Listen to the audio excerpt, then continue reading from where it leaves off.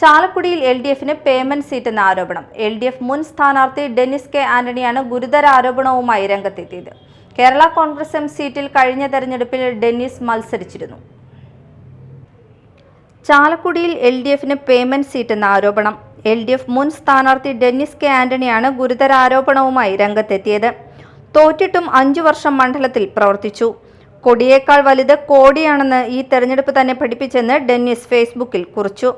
സ്ഥാനാർത്ഥിയാണെന്ന് party നേതൃത്വം അറിയിച്ചു. അവസാനം ചതിച്ചു. കടുത്ത മാനസിക വിഷമം നേരിട്ടുവെന്നും അദ്ദേഹം കുറിച്ചു. ഈ തെരഞ്ഞെടുപ്പിൽ മത്സര രംഗത്തു നിന്ന് ഞാൻ മാറി നിൽക്കുന്നതല്ല, മാറ്റി നിർത്തിയതാണ്, ചതിച്ചതാണ്.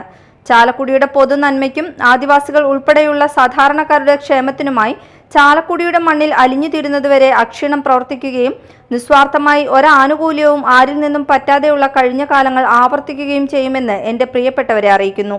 ഡെന്നിസ് കെ ആന്റണി കൂട്ടിച്ചേർത്തു. Media time, Chalakudy.